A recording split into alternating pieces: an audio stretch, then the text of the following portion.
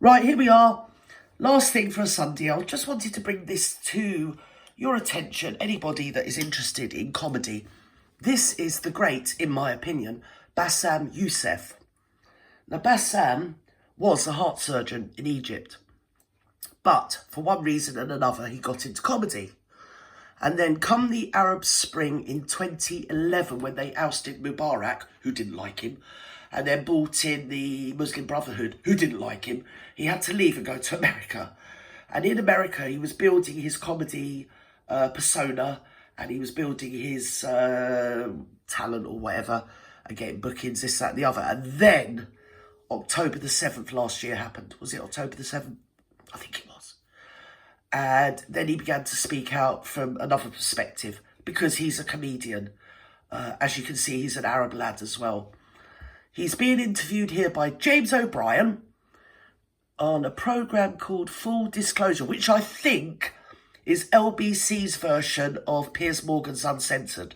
Now, on this one, he talks more about himself. It's an interview about himself, his background, who he is, where he grew up, and what his life experience is, blah, blah, blah, how he got into comedy, what his dreams, what his ambitions are, blah, de, blah, yeah? But if you go back, just put Bassam Youssef in your search bar, you'll see he was interviewed between the atrocities that happened on October the 7th and then when the other side went into Gaza, which I can't remember. It was a few weeks later, wasn't it?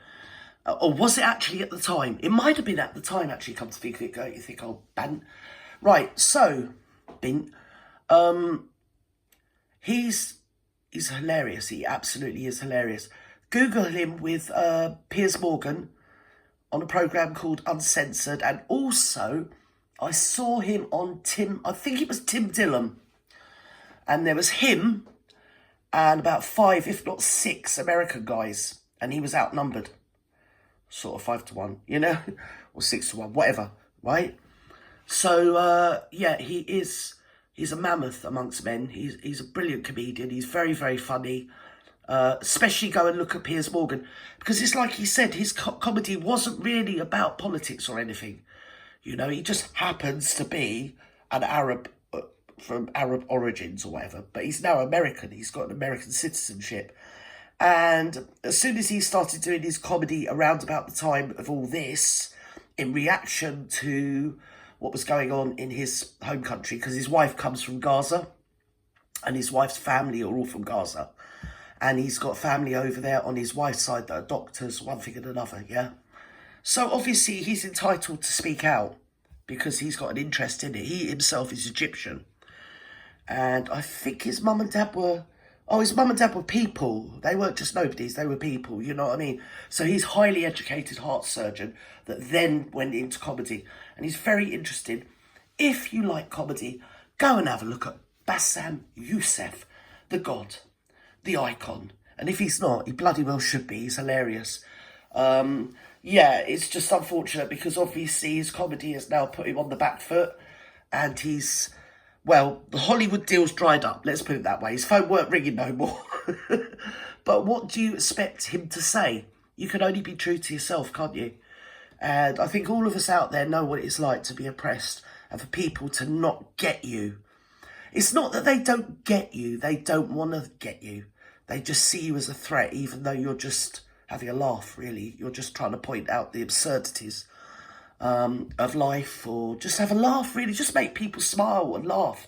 It doesn't mean that you actually believe and are invested in, like, say, the Muslim Brotherhood or whatever. You know, just because you make... It's like me, if I make a joke about the Catholic Church, it doesn't mean I hate the Catholic Church. You know, it's just comedy. It's an art form, isn't it?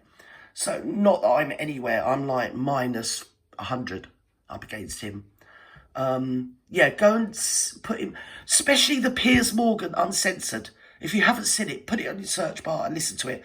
And then take it in context of when that was filmed, which was just after the atrocities in 2023. So it's about, I think it was about November last year. He was hilarious. And he kept fiddling with his ear, with his earpiece.